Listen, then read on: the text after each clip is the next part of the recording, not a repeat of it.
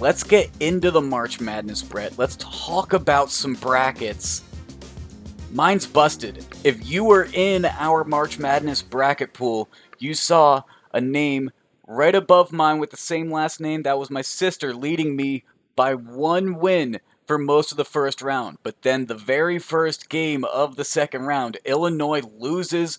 Sister Jean and Loyola Chicago get the win over Illinois. And that knocks not only me, my sister, I believe my mom, and a few others that had Illinois, and it basically leaves Gonzaga pickers and one Villanova person in our pool. You got Gonzaga, though, along with a few others, right, Brett? Yeah, one of our good buddies from college is leading the pool right now, and it looks like it's his to lose, especially since a lot of people are going to need Gonzaga to win, and he's going to have Gonzaga too, Higgins. So it might be tough for some of us to come back in this one. There is one other dark horse, an Alabama pick. Ooh, okay, Down so low in the standings right now, but if Alabama gets hot, I mean, they played at a ridiculous pace against Maryland. It's hard to keep up with that type of pace. If Alabama gets some wins, makes it out instead of Michigan from that bracket, they could get some extra points and maybe be in contention in this bracket pool. We'll see. yeah, I mean the way the Big Ten's playing, Higgins, I wouldn't be betting on any Big Ten teams. Well, let's get into the games that are going on Saturday, Brett. And I had a real hard time narrowing down my podcast picks and what games I needed to wait on and see if the lines would tighten up a little bit by Saturday. I ended up on Villanova versus Baylor. I think Baylor -7 is too low of a spread right now. Villanova is still without Gillespie. The fact that the Wildcats made it out of the weekend is impressive. Jay Wright's a very talented coach. But Villanova being knocked down like that against a number one seed like Baylor, I expect the Bears to pull through. And 7 isn't too high for me for a team that did a very good job covering throughout much of the year. No, I agree, Higgins. I think Baylor's just going to be a little bit too much for Villanova in this one, and Baylor's the better team. Villanova's a little injured. They're missing Gillespie. They're missing another player. I'm drawing a blank on his name right now, but it'll come back to me in a few days, and I'll be like, "Oh, that was the guy I was trying to think of when I was recording the podcast." Um, but to your point, Higgins, Mitchell and Butler in the Baylor backcourt are just two of the better players in the country, period. And they're in the same backcourt in Baylor. So it's no disrespect to Villanova and Jay Wright. A healthy Villanova team could have given them a tough game, but losing your fifth year senior point guard's tough on any team. But let's move on to the other game in that bracket. The game that everyone had this in their brackets because it was so obvious. Arkansas and Oral Roberts. Yeah, exactly. Everyone knew that was going to be the game. Absolutely. Never a doubt. 100%. Never a doubt. Uh, So, Oral Roberts, do you think they're disrespected at being 11.5 point underdogs, or have they run their course? no, I think that's fair. I mean, I think honestly it gives a lot of room for a backdoor cover. It's the second largest spread of the weekend. I'll be on the largest, but Oral Roberts can backdoor cover. Their backcourt's been very exciting. Ace Miss has been the story of the tournament for Oral Roberts, but I don't really have a particular lean in this one. I guess I would lean Arkansas, but not gonna bet it. 11.5 is too big for me. Maybe if Oral Roberts, starts off the game up 6-2, and I can get that thing down to like 7 points, something like that, Higgins. Maybe then I'll take Arkansas, but I don't really see myself betting this one. Yeah, I think you brought up a good point about being the second largest spread, so maybe the backdoor cover, maybe I'll find myself there, but I still just don't know enough about this team to confidently pick them against an SEC team when we've seen some success from SEC teams this year. Even though Oral Roberts did get that win against Florida, I'm not too confident on either side that I'm going to stay away from right now. Kind of like how I'm going to stay away from the Oregon State versus Loyola Chicago game, because I may find myself on this game on Saturday, but with the spread at 6.5, I expect that's going to close up a little bit as some Oregon State players maybe try to get onto a line because Pac-12 really did well in that first weekend. I believe they went 8-1 against the spread coming out of the opening weekend. So expect a lot of money to come onto the Pac-12 late, potentially, maybe even on Oregon State, who is the underdog, the larger seed. So I'm going to stay away from it right now, see if that line does close up. But a game I am going to find myself on, Brett, and I'm going to play a contrarian to you who said that you had some money to maybe work with betting against Cuse. I think Syracuse has this against Houston, so I'm taking them on the money line at plus 210 because not only did Buddy Boeheim look outstanding, Merrick Dolezaj does have to stay out of foul trouble, first off. Buddy Boeheim looked outstanding. Gerard shooting fantastic. The 2-3 zone, though, as we saw with San Diego State, a lot of these mid majors can't compete with the quality of that, and they don't shoot a lot of threes. It's hard to necessarily get inside and beat inside the zone. I don't think Houston's going to be able to do that. And Syracuse is going to get this win, and they're going to go on to an Elite Eight that they may be able to come out of. Hey, I would love to see Syracuse win this game, Higgins. There's nothing I'm rooting more for than Syracuse to win this game.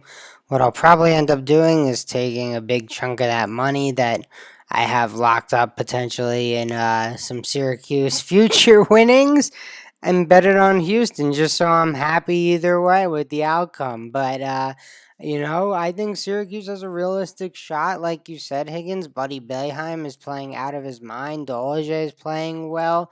Gerard's making some shots.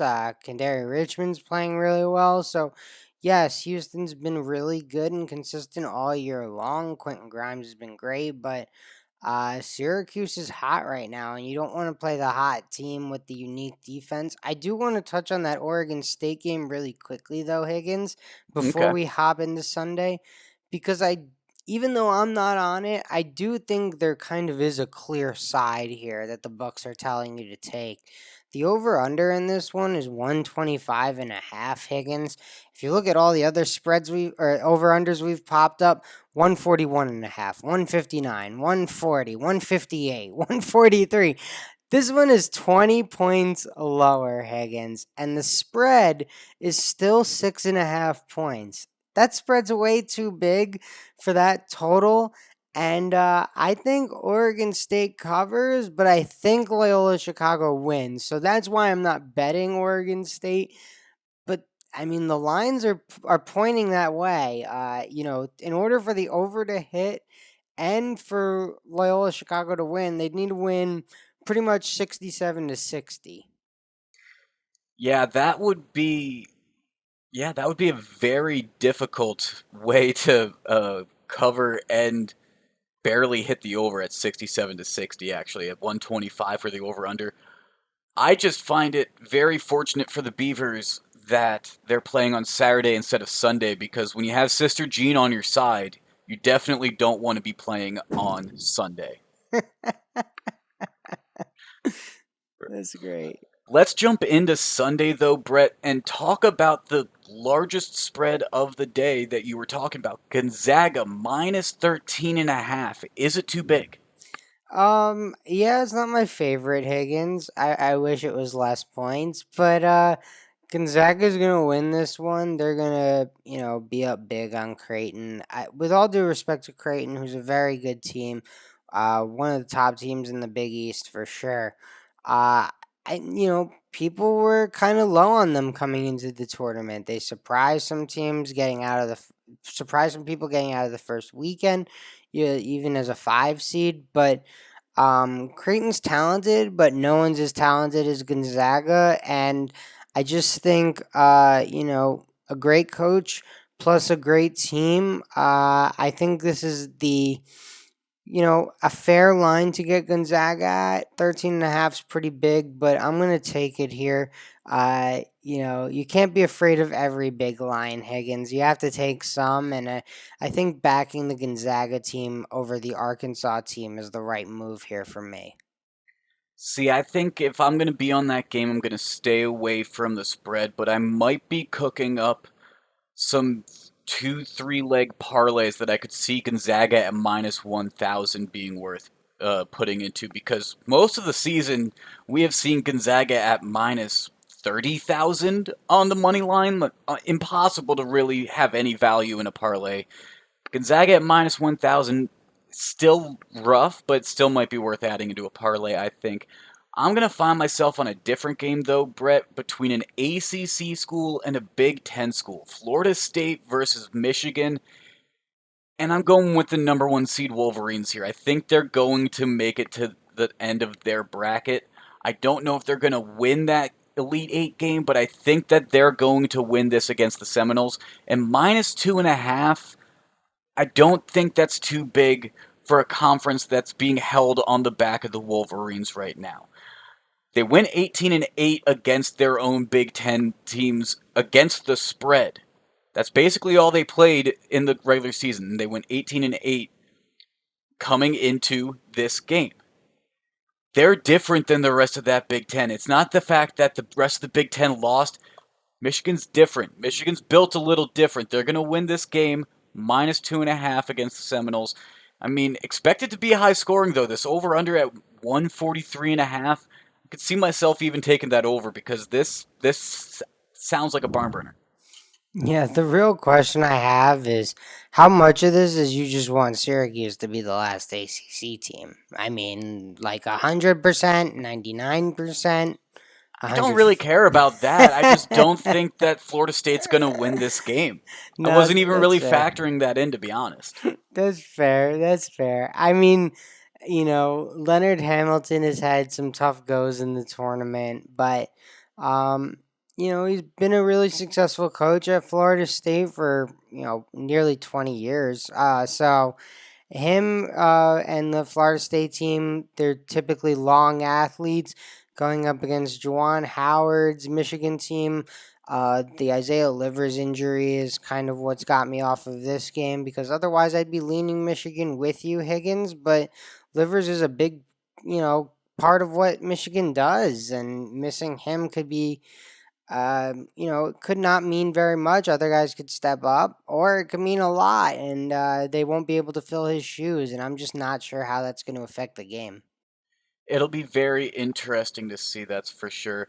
The other half of that bracket with the UCLA Alabama game, I did have this in one of my brackets that I filled out. I had a few different alterations.